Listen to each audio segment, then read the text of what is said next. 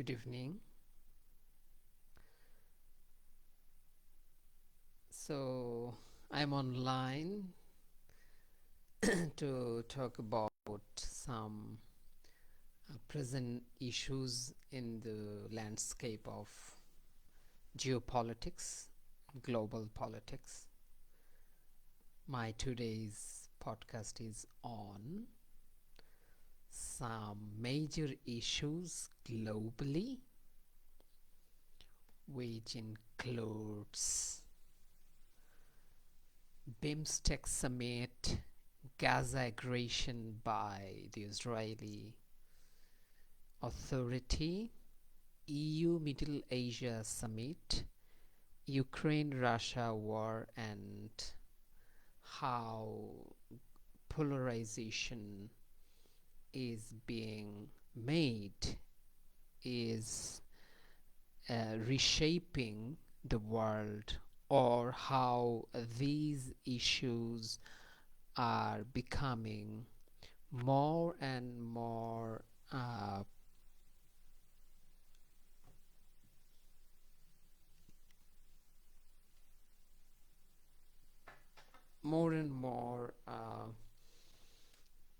close to us in terms of our regional understanding and understanding in terms of global politics and also national politics. If I consider BIMSTECT Summit to 2025 as a first point, I consider it very important, as in Southern Asia, in the Bay of Bengal civilization, there is a very important development in terms of diplomatic situation and all, or cross-border situation, which is tensions between Bangladesh and India, which is a very recent one, and also both the players have a very vital role in the Bay of Bengal civilization, or countries or members of BIMSTEC. BIMSTEC is a group of nations who are sharing the resources or the shorelines of the Bay of Bengal, and they meet every 3 years in the member countries, and they see their developments, and they discuss their bilateral and multilateral issues on the basis of cooperation and brotherhood. BIMSTEC Summit this year is hosted by Thailand, and Thai Prime Minister Ms. Shinawatra has hosted all the heads of states of member countries of BIMSTEC. And Bangladesh has been elected as the next president of BIMSTEC, and Bangladesh's interim head of the government, Professor Dr. Muhammad Yunus, who is a Nobel laureate and advocate of poverty eradication in the world, and also preacher of social business model, which promotes inclusion of poor people in mainstreaming financial distribution or economic redistribution. And also Bangladesh and Indian Prime Minister has a sideline meeting where they promised boosted bilateral relationship between their countries, and both the nations will be developing their relationships, their diplomatic ties and trade and commerce ties in near future, as both heads of states responded to each other with their commitments, where it's true that India is hosting or given shelter to the ousted Prime Minister of Bangladesh. the late the fled dictator Sheikh Hasina, and who is also a convicted person for genocide as per the Bangladesh International Criminal Court (ICT), and also UN report has found her involved in inhuman treatment, in human rights violation, in genocide, and also crimes against humanity. Also, there are declarations in terms of cooperation between the two countries, and also there are other countries, member states, who has sideline meetings between them, and also a memorandum of understandings and other agreements between them. The member states, the BIMSTEC Summit has some agreements among the states, including cross-border terrorism reduction, and also an agreement to counter cross-border terrorism, which includes sharing information and coordination with IORA and Indian Ocean Rim Association, and also UNODC, to help tackle drug smuggling among the countries.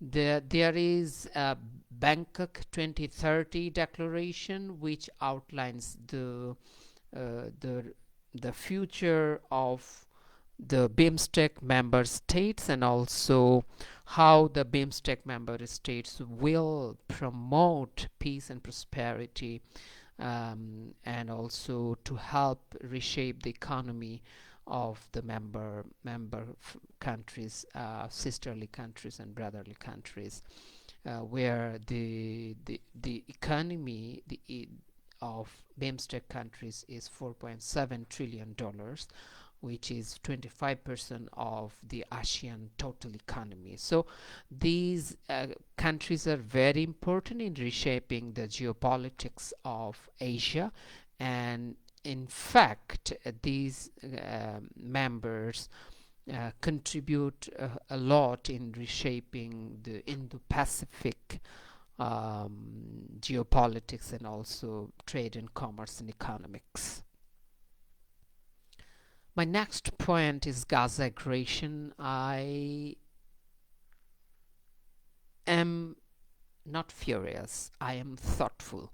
How Israel behave in such a way, if you consider international law, even the constitution of Israel, this is a violation of Israeli constitution.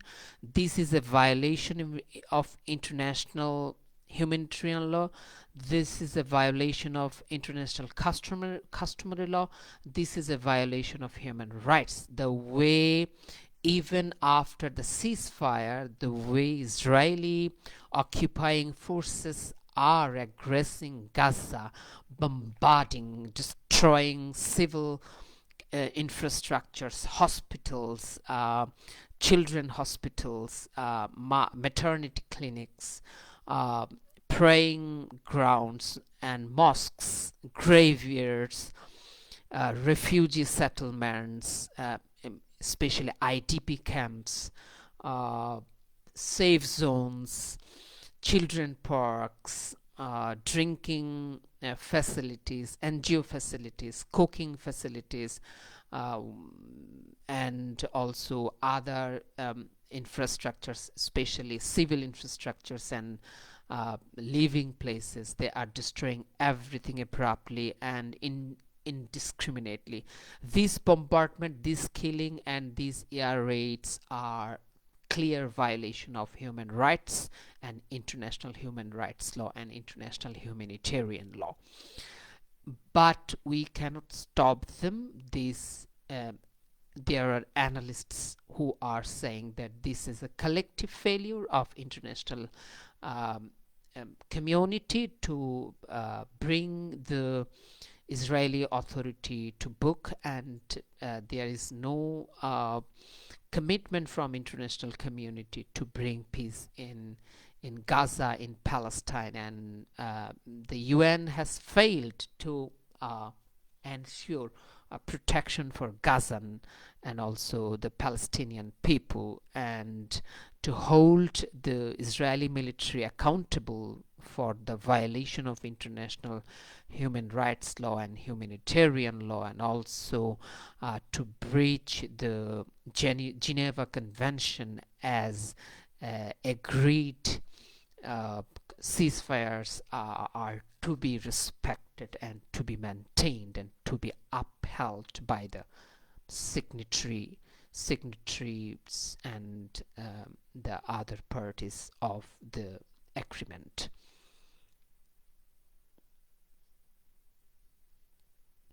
The next point is we have seen some development in Middle Asia as EU leaders has met with the Middle Asia leaders, like leaders from Kazakhstan, Uzbekistan, Kyrgyzstan, Tajikistan, Turkmenistan, and Mongolia, and other Middle Asia countries. There is a summit, and the summit has promised improved communication and relation with the European countries or European Union and Middle Asia countries. The European Union President von der Leyen has promised trade packages and aid packages for Middle Asia countries, where they have promised to improve the digital structure of the Middle Asia countries, and also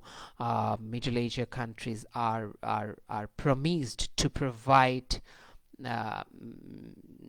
are promised by the European Union in terms of European Union is going to provide